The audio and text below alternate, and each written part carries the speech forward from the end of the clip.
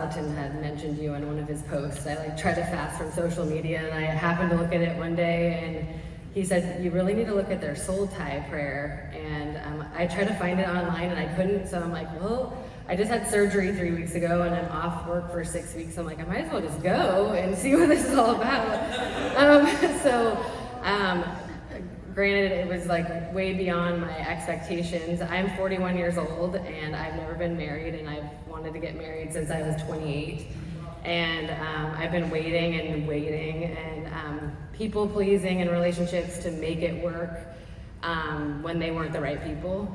And so what was really powerful, I had shared in a relationship, my first sexual encounter was rape. And it was someone that was a friend and someone that was close to me, and I had shared it with someone in a relationship, and they just used it against me.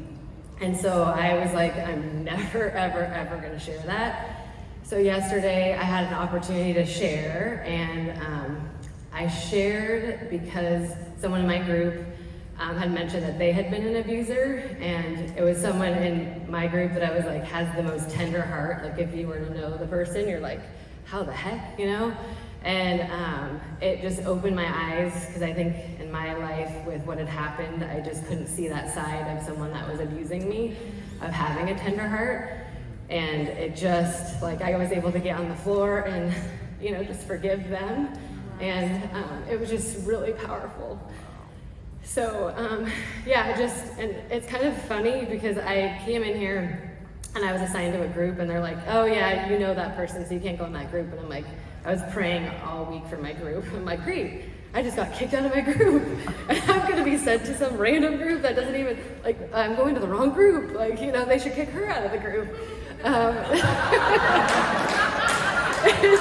And so I walk into the group, and Cohen stands up and shakes my hand. I lost a brother to suicide 17 years ago. Cohen is reminds me so much of my brother. I'm like, what the heck?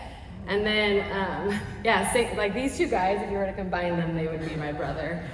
And it's just so funny, and just also the worthiness of feeling I'm in ministry. And so I think with what happened in my life, I felt God has used me in ministry, and I've been healed of stage 4 cancer, so I really believe in healing.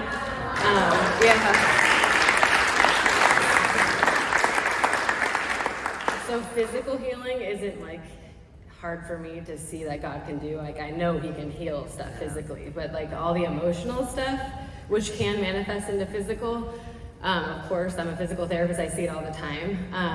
And I'm great at ministering to that, but there was that emotional side of me that really needed healing, and even relationally. And I think that was a huge block in me getting married, was because I wasn't dealing. I was guys are able to supposedly put things in boxes and put them in closets, but I was really good at that as well. I'm well, I'll just hide this, and if I hide it, then no one will know, and I can live happily ever after without anyone knowing. And so, yeah, I'm grateful that people know.